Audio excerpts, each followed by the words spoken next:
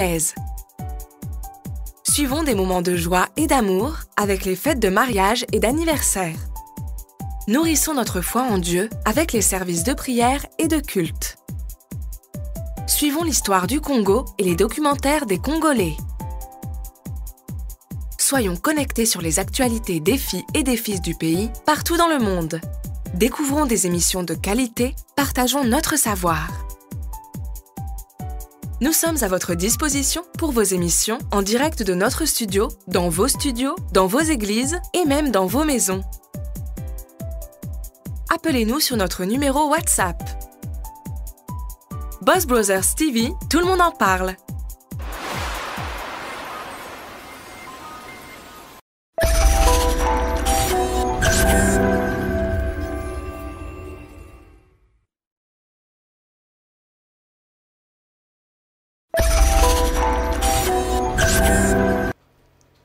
Good afternoon, good morning, good evening to you all who are the viewers of The Voice of Reason. I am your presenter, Angelique, who brings you inspirational, motivation, and many more entertainment. You name it, education, everything, just here live on the platform of the Boss Brother Live. For those that are watching us on Facebook Live on the Boss Brothers page, hello and greeting to you. And those that are watching us on the Sipila TV channel 121. Now, you may be wondering, Angelique, what have you brought to us today? What is it that's new today? Now, for those that have been seeing posters that I put around on the social media with my guest today, Charlene Kalonji. Before I introduce her, I would like to ask each and every one of you to pay attention and to give your point of view. I don't want it to just be about us. I want you also to participate in this show. So share it, invite your brothers and sisters, uncles, aunties. You can be young, you can be old, everybody to take part in today's show. Now I'm going to introduce you our guest for today, Charlene Kalonji. How are you? I'm fine, thank you. Good, nice to see you. You too. Now, there are people that are watching you right now, they're probably thinking, who's this girl? We've seen her once in Angelique's show a couple of months ago about the knife crime. You were here with Richard, and that was a very interesting topic for us to discuss. But today we have the topic of women empowerment. But before we go into the source, because I know it's already, when you're watching us, are thinking, yes. Yeah. But can you do us the pleasure to just introduce yourself? Well, my name's Charlene Kalonji. I have at the moment, I have a big passion on Congolese affairs, Congolese community in general.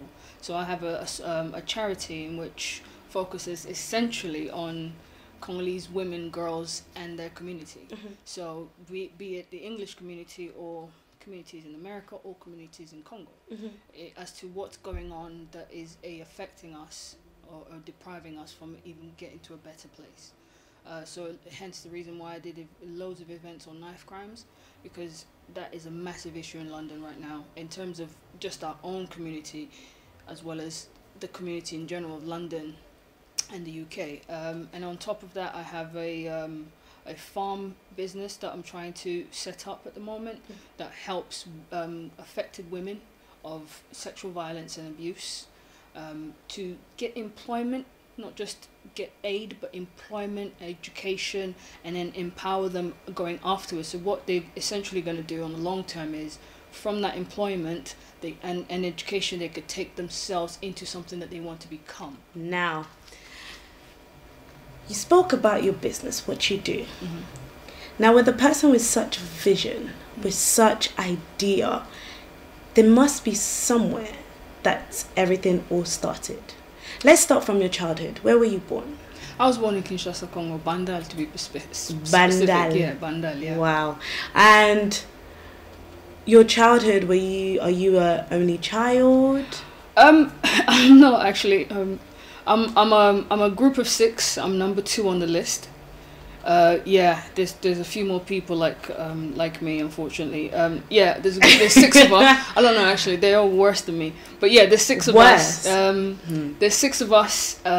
We were born in Congo, and we're probably the difference between us and most Congolese is that we spoke English first in Congo rather than French, so we went to an English school, etc., etc. Yeah, you said in the last show stuff that we had, you were talking about how, because I was wondering, I was like, your English is better, way better. Yeah, I'm sorry, us who have, you know, we just came here, let's say around 12, 15.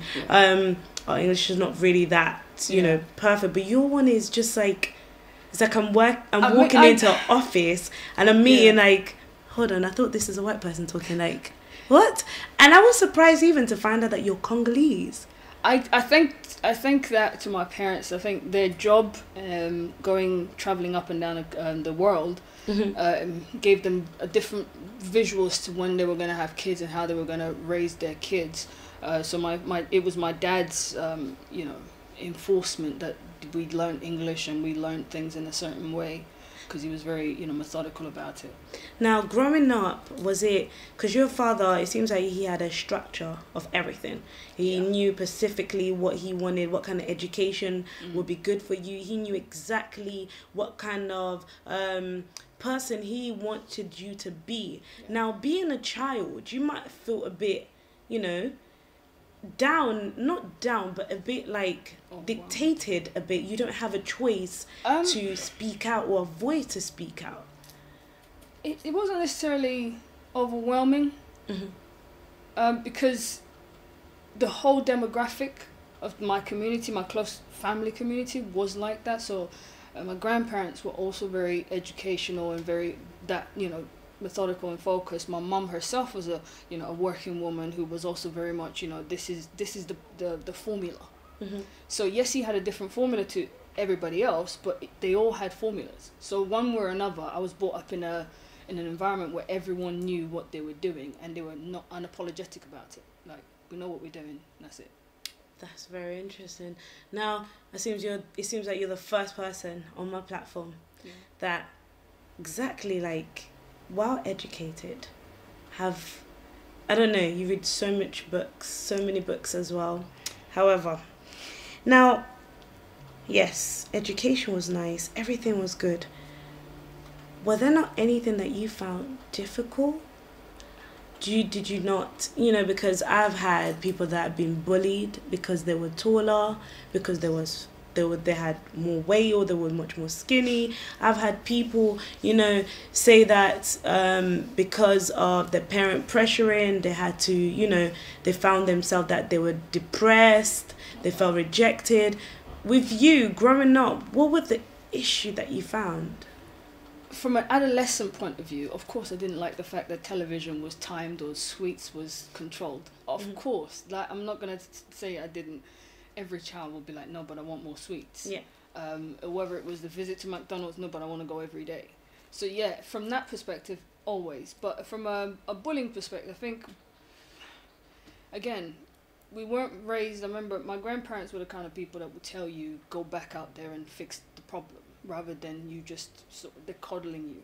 So anytime there was for example, I'll give you an example where one kid, I remember going to my grandma and crying, like, oh, he called me skinny X, Y, and Z. I've always been slim. And she said, so how are you going to fix it? You can't change you. That's funny. So go back out there and tell him I'm me and I'm beautiful, sort of thing. And then from that point, that's it. Everything you called me, I went back and said, but I love it though. So what are you going to do now? So it seems like you had that boldness. It's different kind of upbringing. I do understand that there's some people that didn't have that privilege. I do understand that. Some people didn't have those strong matriarchal patriarch people that gave them those, you know, sort of motivation. However, the biggest time I would have any challenge was England, because I was this. What age did you come? I came here at 9. 9. Yeah. And what was the challenge? The challenge was the what everyone knows now about Africans, they didn't know then. Like, no one knew Wakanda back then. Everyone knew that we all swung from trees and we were all, you know, chasing right. Swag. So there comes me, well-spoken English, etc., etc., saying, "Oh, I come from a house. I came from, you know, such and such." And for them, it was very hard to fathom. It was like, "No, you're lying. You all swing on trees." And I was like, I've never even seen a mud hut before in my life, sort of thing. But again, it's what they see on television. Yeah. So those were just adolescent challenges. They were young. I was young, so of course you're gonna have those problems. Now, you grew up in I would say perfect, and I'm sure the viewers watching me as well would say, this kid sounds perfect. Your childhood was perfect. You had education. You had someone to motivate you. You had someone to educate you. You had someone to be there for you. Why then build a charity for women? Because you have Basia Congo. You've started your own business of helping women. What inspired you? Women. So I'll go back to what you said about perfection. I don't think mine was perfect because, in a sense, I was coddled from what reality was for other Congolese. So you think they built a fence that you wasn't really able to be exposed to the reality of what's going on. I didn't have problems with pens and pencils like most people did. I didn't have a problem with school fees.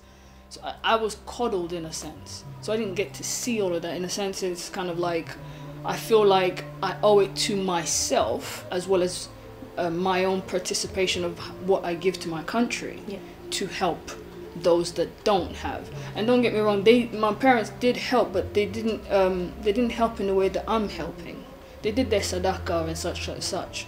But me growing up, it was just, you didn't see that. I didn't see the deprivation. However, growing up now in England, I now get to know and learn and study and read the books that I've read, how many women have been lost, especially just during the 90s, civil outbreak. There pretty much was only about 30% of men left. So women had to fend for themselves for a very long time. So that made me have to want to help. But lacking the experience of going through certain trauma that some girls have gone through, how were you able to, have, I wouldn't say knowledge because you had the knowledge because you've read about it, but how did you have the courage to actually say, this is it, I'm going to help you? There was or even know how to go about it. There was a young lady that I saw in this 4-part documentary series that was done. She was a young lady that was helped by Dr. Mukwege, and I saw this, it was on YouTube, just randomly saw it a couple of years ago, and I found myself not only identifying to how she feels, but then thinking to myself that I have plenty of females behind me. So I have my sister, my cousins, etc., my nieces. I have plenty of females around me, and I will be damned if they had to go through that. So therefore, it's now my duty to ensure that she and her potential can be seen and her can realize that potential. Because ultimately, I looked at her as, what if she has the cure of cancer? But it will never be realized because she's going through this amazing trauma, and but she had a smile on her face. I think that's what hit me so hard. She had a smile on her face.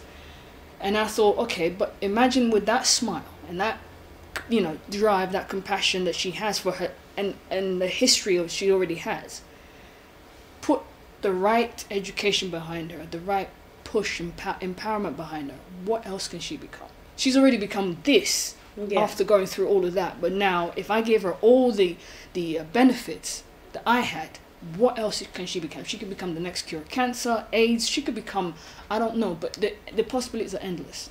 That's very interesting, because you took what you had and saw somebody who lacked it and decided to actually empower them and invest in them. And you based it on your sisters that you have behind you also. Now, there might be men watching us right now and they're thinking to themselves, oh my days, this is girls again. They're starting the little, sassy things. They're going to talk about women this, we run the world. I know Beyonce already killed us all.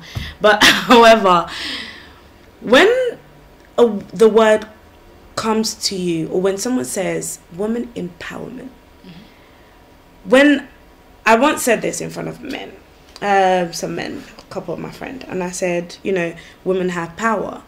A woman, women have to take, action in certain things. Therefore, you're disrespecting us. You're amongst men and you're speaking about this.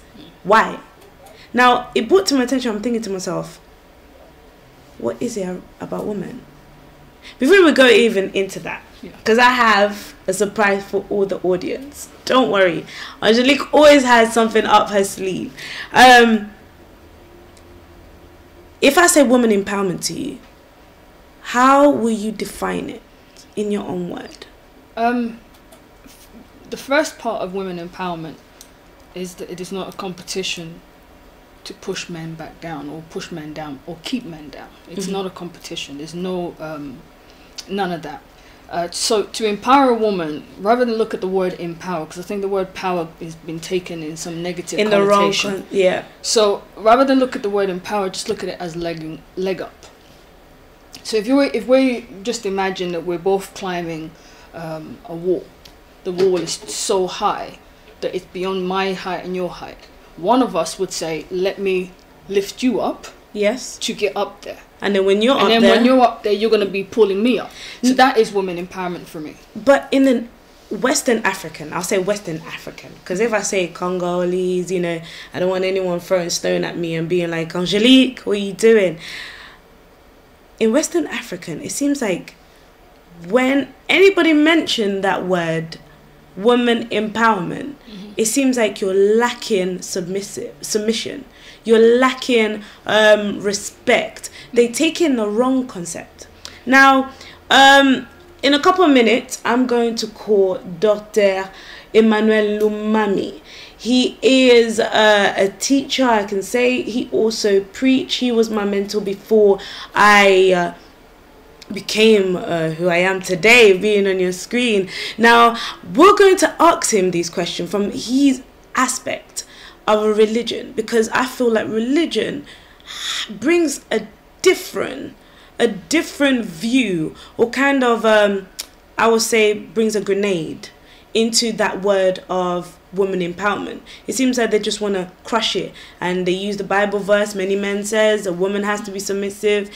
But is it really true? Does really woman empowerment means we lack submissive? Does it mean we lack respect? Does it mean that we are standing over men, or we're trying to take over men's role?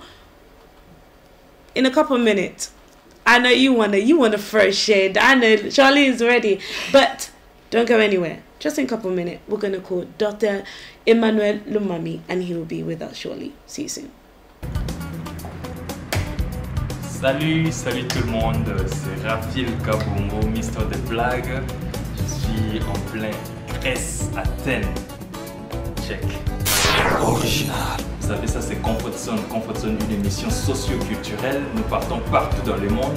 Aujourd'hui, je vous amène à Athènes, la capitale de Grèce. Alors, soyez scotchés avec moi. Vous savez, The Boss Brava TV, c'est de la TV à Londres, tout le monde.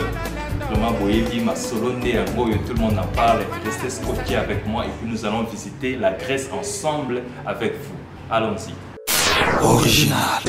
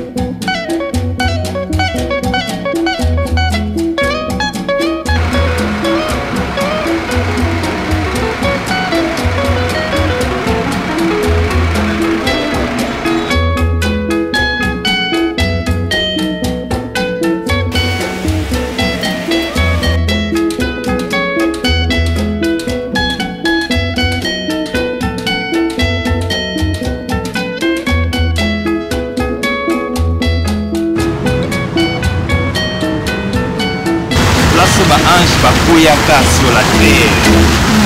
Yango. Original.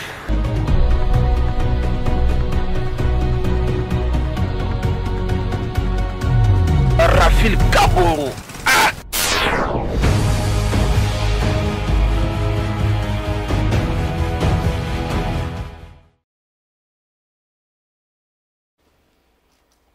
And we're back to the Boss Brothers TV on the Voice of Reason show with your presenter Angelique. Now, before we went on a little break, we were having a discussion with our guest Charlene Kalonji, just talking about her childhood, how did she grow up, and also getting into the saucy bit of our show, woman empowerment. Now, in a couple of minutes, we're going to have Mr.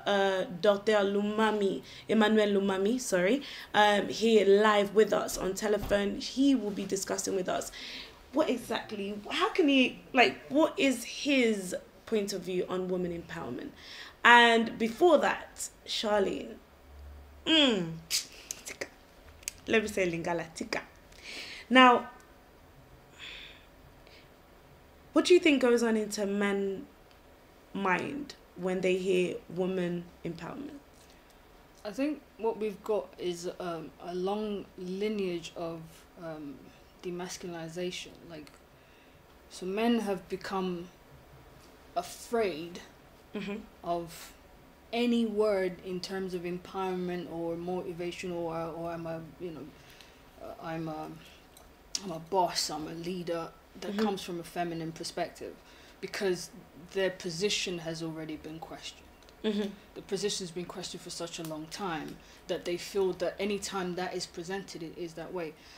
I have to say, from my own personal opinion, this is derived from our colonialism and slavery, where our men were questioned. Their position was questioned, or their position was diminished. So for that, they now feel that they have to look at women as a competition. Whereas really, if we go back to our own ancestors, we've got plenty of history that shows where men and women were cohesively leading, as well as leading armies and leading countries. Would you say that we have this issue, that this issue is mostly among the Western African than the European? I think, like I said, it's a colonial as well as a slavery thing. It was practiced in slavery to make a man feel, that his position is no longer valid. It was also practiced in colonial, so even for the Africans that stayed behind, colonialism still made sure that the man was questioned. For most of us during that time, the man was not in the house. The man wasn't even in charge of what happened to his child. The child was just sold. Yes. And, that kind of thing. So from that point is where I personally think that it came with this animosity anytime a woman said X, or even time she's man threatening said, the man. Now, let's call Mr. Dr. Emmanuel Lumami. Bear with me one moment.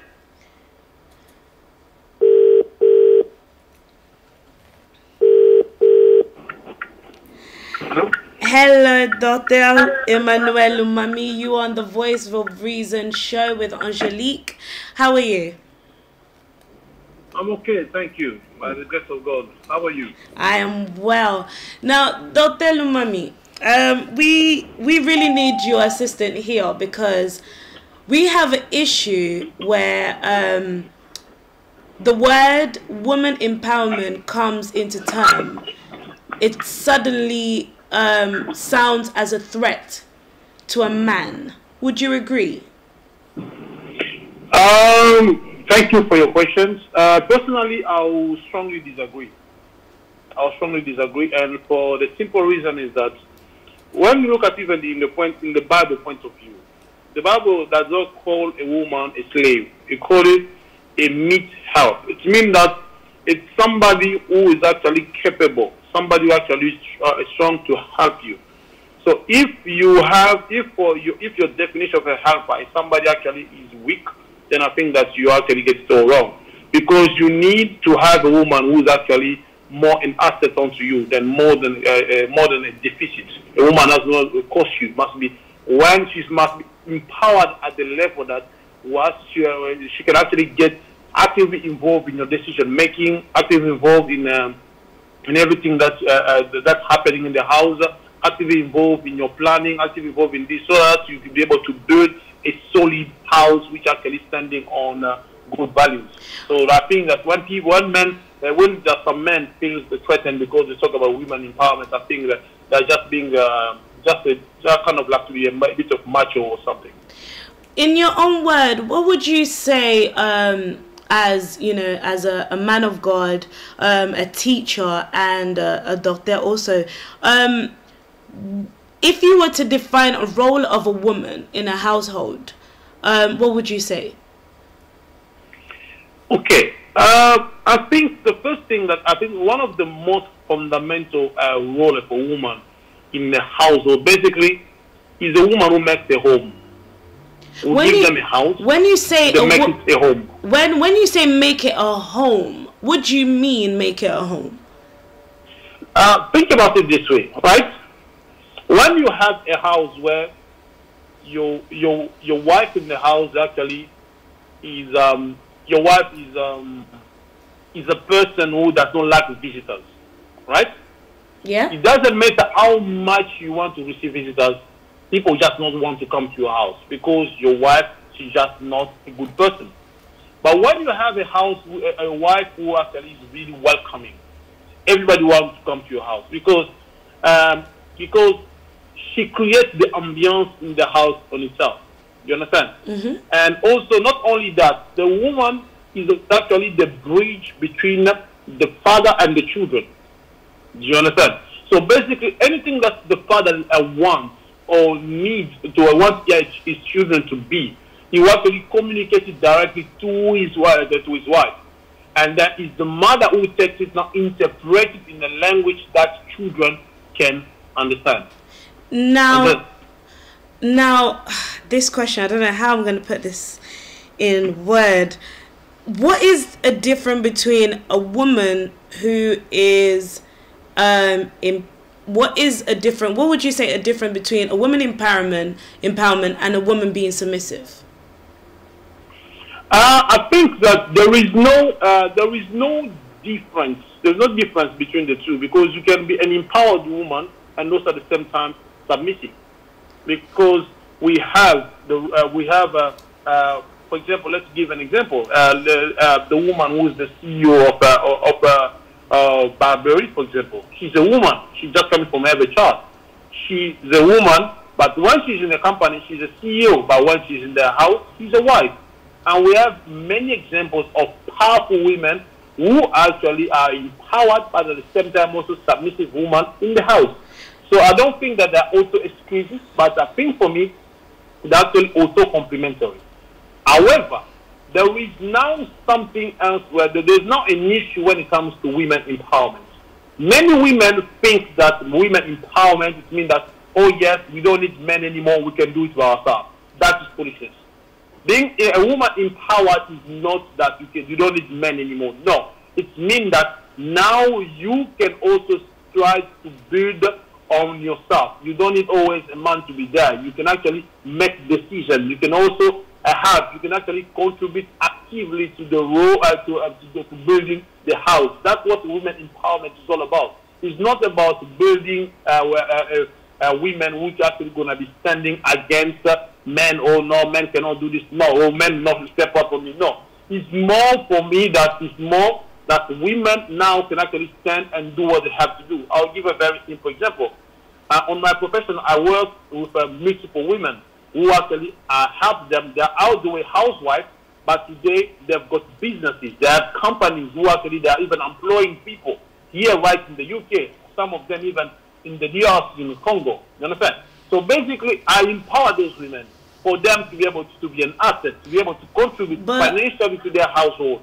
But at the same time, also, I'm teaching them submission because they still have to be submitted to their own husband. So it's not that there's no difference between, but I think it's actually complementary. It's not auto exclusive. Yeah. Now, Charlene has just one question for you. Charlene. Yeah, so my question is, why does a housewife or a wife have to be submissive? Why does it have to be submissive? Why can't it just be a wife? Okay. That is a very that is a very important question, but also at the same time very tricky. I will explain to you something. Basically, in a simple way, the only language which men understand, it is power. It is shift of power. That's the only language which men understand. We mentioned that as well. From when they are born, the men have been conditioned to build on competition. They want to be the best in this. They want to do this. They are competing against with their own friends. They compete between brothers. There's been always that thing going on, right? So respect for men is actually the utmost thing which actually can ever be done. A man can, a woman who, a man feels comfortable in a place where he feels respected. Okay, when I'm saying respected, I'm not saying dictator. Respected. Do you understand? So the submission of the woman, it is basically what is the only way that a woman can prove that he actually loves a man. And now, in return, the man also, the only way that he can actually... But would you say, because many men will not really, some men will not agree with you, that that's the only way that a woman will show that she loves her man. I don't want to go into a different subject, but there are many that are not going to agree. Let me explain to you. There are a lot of things which are important to men, but respect is at the highest. I'll give a very simple example. When, for example, a woman can cook properly, but if a woman does not respect you, he abuses you, straight at you, even though she's the best cook, a man will leave the house. The man will not stay.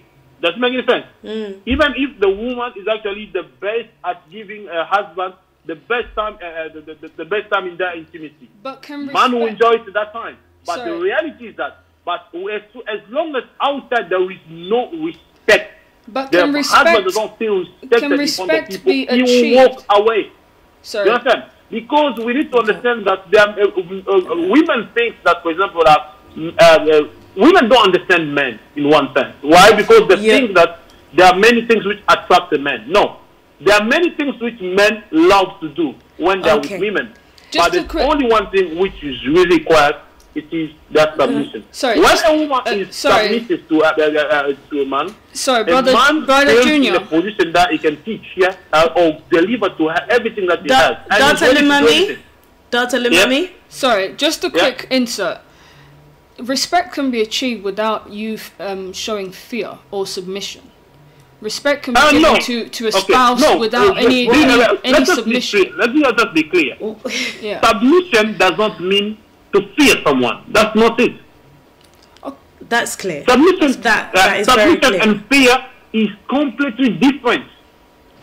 Do you understand? But don't you think submission is removing? Don't you think submission is completely different than domination? Submission is bigger than that. We're about to go into a different route, and I know this is going to become a little, especially Charlene is fired up and ready. But however, thank you very much, Dr. Emmanuel Umami. I think in the future, by God's grace, we're going to see you here on the platform also with this series of women empowerment, because we think there's kind of, not even kind of, but there is a misunderstanding of the word of women empowerment. I feel like some men feel intimidated, disrespected when women empowerment comes into terms, and when a woman decides to take action, or when a woman decides to better herself. But in some way, some men feels like she's trying to take control of everything. But you will be with us. You'll be telling us a little bit more in the Bible terms, in able to help us to, make things clear, because I think religion also takes a massive impact within this subject. And it'll be very good to have your point of view and your assistant to really help us. But for now, I would like to thank you for taking part, and we'll hear from you soon. Yeah, thanks a lot for having me. So as I said, women empowerment is nothing to threaten men, and men should actually be proud to actually have an empowered woman in the house. That is actually my take on it, and but I'll be glad to join more debates and to contribute toward the show in the future. So please just let me know, and we shall be together. Yes. Thanks. Thank you. Bye-bye. Bye. Now, that was Dr. Emmanuel Umami. I like the fact that he mentioned, you know, he defined or actually went into depth about submission, because that word is what is thrown at us as soon as a woman tries to take, you know, action, as soon as a woman tries to take, you know, not take control, but they think sometimes take control, but they are women. We're not going to lie. They are women that are very, you know, dominant and controlling. They really like to take control of everything, relationship, household, business. They want to do so many things, but they are women who are actually trying to better themselves and trying to be the better, to help also their husband or their partner, or also themselves and also the community. I think every woman is trying to do exactly that. I think where it differs is where some people have taken their own insecurities, whether it be the history or something that they went through, and they've overstepped that mark where they've gone too controlling. It's like OCD. You become obsessed with it. Yes. So there is that. And then there is what he said earlier about conditioning. Just the same as men were conditioned, women also were conditioned to do without them. So if we took our Congolese women, for example, just take them. Yes. How many women who came, including my mom herself, who came and just, they had to take the kids to a better place? How many women had to do that? Because there was no men around that time. So there's also the other part where they had to assume a role because it had to be done. So would you say that our relationship or communion between us and the men was broken from slavery? It's been broken for a long time. It's been broken several times as well. But would you say it started from slavery? It stems because I feel like, yes, back in the days there was this rules and regulation, you know, tradition and tribes, that a woman duty was to take care of the household. Like Dr. Lumami said, that it was taking care of the household, taking care of the kids, making the house a home. So even when visitors come, she's welcome, her behavior, characteristic. But truth be told, the world has evolved. It has gone. You can argue that back. You can argue that same way. I've gone to several women's houses where their husband is not the most accommodating people, and I don't want to come back. So you can argue that both ways. So would you say it's not about... It's not about that. It's about the cohesion of your marriage. It's you've invited people to your house. Before I invite anyone to my house with my partner and etc., we're having that conversation. Oh, so-and-so is going to come round on Tuesday. He might object and say, not Tuesday, I might be tired from work, make it Saturday. I will respect that because I understand his work. So when they come on Saturday, I expect him also to respect that we've got visitors. Yes. Show face, act right. So you can't expect it one way and not the other. Now I'm going to bring through I call her my mummy. I call her Auntie Ali. Now she is also a co-founder of One Stop Shop, working with domestic women who's been domestic violence. And I'm going to give her a call, and she's going to be joining us, and just to hear, because when a man, like I said in the beginning, when a man hears a woman empowerment, or a woman try to take action in bettering herself, or, you know, doing better for the house, suddenly it's a threat. They become a threat. Yeah. And some are actually beaten. Well, that's a whole other subject. So we're going to hear from her, and I think it's going to be because time is not our friend, but we're going to hear from her and hear what she will say.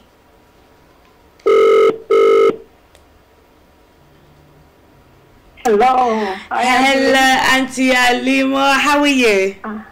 I'm fine, thank you. And hello to the guests in the studio. Hello, I'm Charlene. Hello. And thanks to the previous caller listening in and sort of keen. But yes, a great topic, and thank you. And I applaud you for bringing this sort of conversation And interesting to know what Charlene is bringing to the conversation. And it's making a lot of sense. So thank you very much for having me on. Yes. Antelima, you've worked and you're still working with women that's being in domestic violence. What would you say? Because what would you say is the main cause of them being a victim of domestic violence? Well, to begin with, obviously my role as a global advocate for women and girls' rights, and not just in the United Kingdom, but it's worldwide. But my original work started almost 30 years ago in Haringey. I was married to a Congolese, and so I got to know the Congolese community really well. But also studied international development and working in third world countries, and also did sociology. And sociology teaches us about construct. I mean, it's big words, and so obviously we're speaking in English. My Lingala is not very good, but I hope our communities will begin to understand. Yes. Because sometimes it's important, the message that we're giving out to our community, for them to understand where we're coming from as activists and advocates around women empowerment. So from a sociologist's point of view, we have had construct, just like Charlene has said, in our society, not so much, in fact, slavery, but it goes beyond that. But for decades and centuries and millennia, we have had patriarchal, we have had misogyny, where systems are built around women, and it tells us how we should live, how we should behave, how we should dress. In some countries, how you speak and what you engage in, whether you're allowed to drive a car, whether you're allowed to stand in front of a house, whether you're allowed to enter a church without a male companion. That's a lot. So there have been so many of these constructs, like physical, in fact, in some areas, physical barriers standing in the way of women and girls developing our thinking, our independence, and the way we are as human beings. Now, so the development of women empowerment is to bring women along who, from obviously millennia, for decades, we have been designed, just as the pastor has said, for women to be wives or behave in a certain way and be submissive. I mean, the definition of submission, which I was hoping to hear, if we use the English definition, is they're ready to conform to the authority or the will of others, meekly obedient and passive. And for me, when you look at these words individually in terms of the adjectives describing, it's somewhat say we have to be very low, but less obvious, Antelima, another person can argue and say, we are African. We hear this term so many times. We are African. We don't abide in the European rules and regulation. We don't do the. We don't. We don't translate certain word in the same way that they translate. Because in an Western African, if you say submission, it means you just obey. But as you explained there, you've defined it in a European. They can argue that and say, no, but in our terms, it's different. And there's also women who are mothers today, and they said that the way that the culture or the system has back home has input these laws and regulation has actually helped them to be better.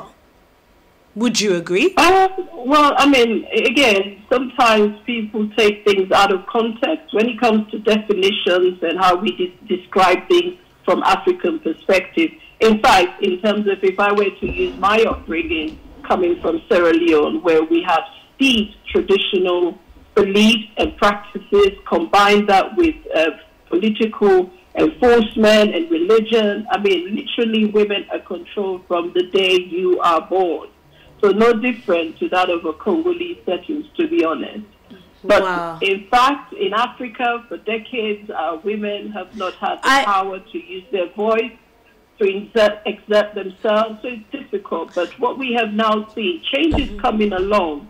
And I think, I like the word Charlene used, It's about lifting the leg of another woman or a person, not just women. In fact, there are men that we empower as well. Because sometimes, having been in a society where war has been our daily experience, and marginalization and racism and discrimination, people have no voice. And so my sort of example I would like to give, growing up in the UK and having that experience of racism and marginalization and discrimination and constantly being told you're nothing, you can't be nothing, you begin to think that you are nothing. So what empowerment does is trying to enable somebody to think that they are somebody, that they can achieve, that they have a will, and that they can succeed in whatever they want to do. So we as activists for women, it's about helping women to see their true sort of potential. Yes. Like I like the example that Charlene gave, lifting someone else to go over the wall of that barrier, that challenge, and whatever is stopping yours, be education, be that English is not the first language, being that we've left our homes and come to the UK, being that we're mothers and have children, to say you can still achieve if you want to. And yes, there are organizations like Charlene has mentioned. There are things that we all can do together, because I think far too long, especially African women, we suffer in silence. We want to stay by ourselves because we think people will criticize us. We think people will laugh at us. We think maybe they might say I'm a bad mother because... Can I ask a question? With the women that you work with that are, let's say, for instance, they're married, how many are suffering in silence that they want to better themselves, but because of their husband, they're not able to? Oh, majority of the women I have seen struggle. They come to me, and sometimes many of them, because obviously I've had this long relationship. How many roughly? How many percentage? Percentage-wise, I might say, in my capacity, in terms of what I do and the work I've done, most women who are in a sort of relationships, not just married, but in relationships, often about 55-60% of women feel they are unable to move because they're either stuck at home, raising children, or husbands. Actually, in the borough where I work, in Newham, there are many women who are unable physically to leave their homes because the spouse has said, you are not allowed to step out of this home without my permission. And can I just add to what you're saying, that aside from the men having this influence, one of the things I've come across, I'm not sure if you've come across it as well, is that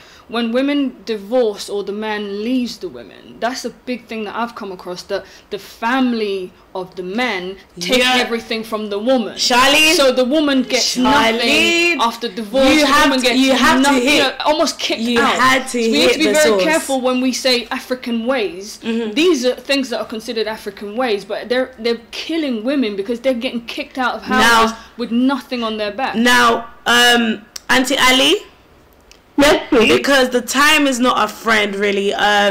But we will continue this show. We will continue this topic because Charlene had just hit where I wanted to go, and I was trying to stop her, but she's too fast for me. And it's a very good point. Yes, I think that's one we can explore and talk about it, because we need to expand on these things. Yes, and it's so important for all of us, not just for women and girls. Yes, but even our men and boys. Yes, I think there is a disparity in our community, and we need to think outside of the box. Yes, and begin to see ourselves as cohabiting. We're together. Equality means people living harmoniously. I think it's time for the barrier, the wall that has been built for time, to come down. Women have to be seen as equal partners in the home, equal partners in businesses, in education. Women need access to education.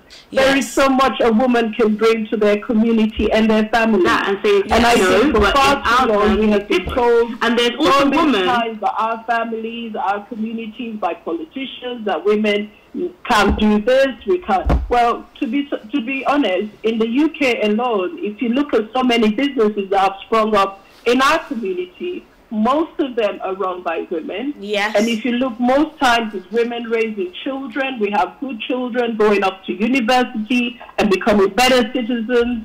I mean, there are good examples, and that's what we want to share with our community, the women and men that are doing well and succeeding, and sharing our experiences and passing it on so that we can help the younger generation to be better, to begin to think better about themselves, to explore. There is opportunities. But if we're stuck at home and if we're constantly be told, oh, yo, mama ya bana, Auntie Ali, that was very good. But we will continue this. We'll be working with you also.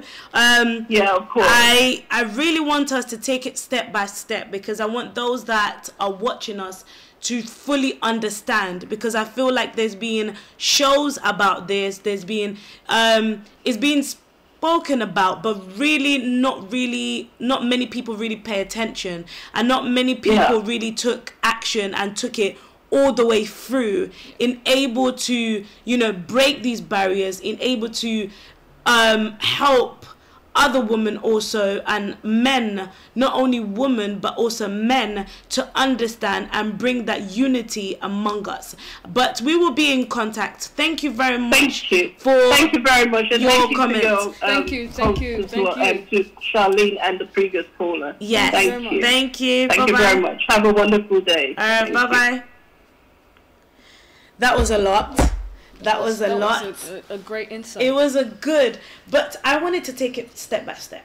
I want us to take it step by step, because I feel like if we would rush into it, like for our viewers watching us right now, I don't want you guys to feel like, especially men, like we're trying to throw at you. We're trying to break these barriers. The platform here, the Voice of Reason, we will have men, because all this started from boys to men. Boys to men was what escalated everything, and that was a vision from Manya Tambwe, Bruno and Christian Bless, when we had that chat on the Voice of Congo, and somebody threw something, a word, and that word provoked, and with that we thought to ourselves, if they could do boys to men, we'll do women empowerment, in able to help educate and motivate each and every one of us. Now, Charlene, the time is not our friend. We will continue this next week. Next week we have to, and we will be going into your business, what you do. We'll be going into, you know, furthermore of your role, and also invite other men also to invite. But before we end the show, can you say one or two words?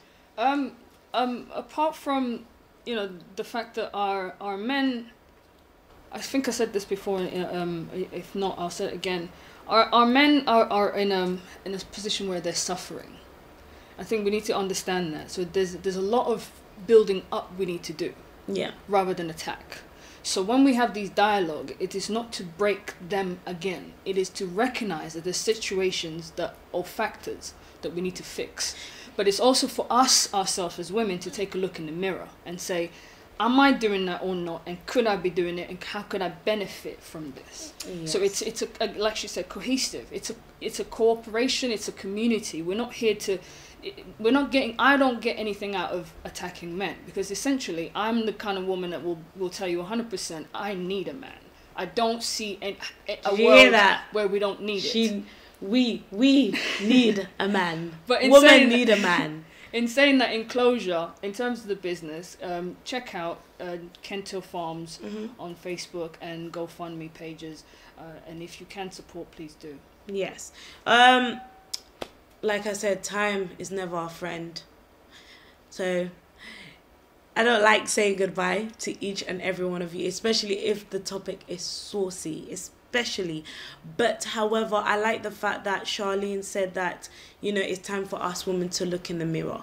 It's time for our men. I plead each and every one of you. You can be a father, you can be an uncle, you can be a son, you can be a friend. I urge you men, don't take it as like we're attacking. Don't take it in a way that a woman cannot, you know, they can't do this, how can this be? But try and listen and observe, and maybe through it you may actually see something that you've never seen before.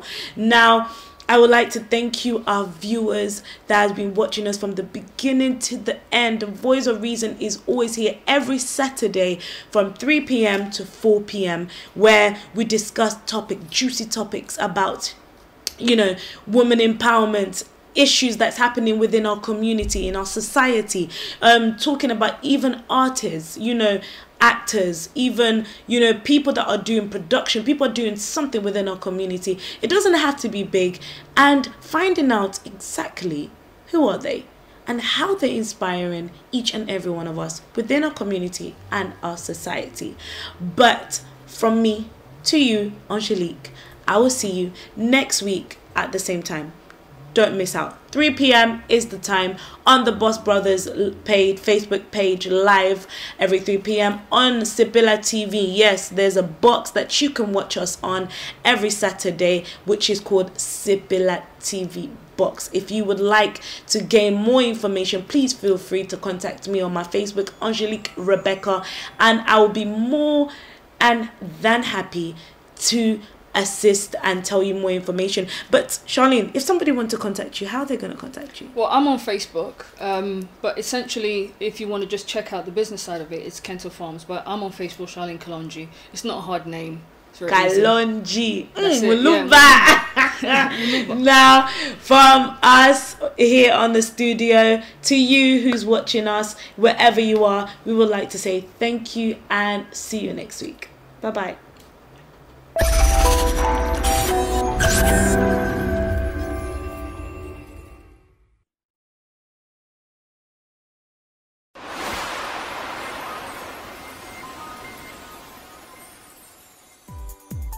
Boss Brothers TV, désormais sur satellite et en RDC. Soyons connectés avec l'excellente musique congolaise. Suivons des moments de joie et d'amour avec les fêtes de mariage et d'anniversaire. Nourrissons notre foi en Dieu avec les services de prière et de culte. Suivons l'histoire du Congo et les documentaires des Congolais. Soyons connectés sur les actualités des filles et des fils du pays partout dans le monde. Découvrons des émissions de qualité, partageons notre savoir. Nous sommes à votre disposition pour vos émissions en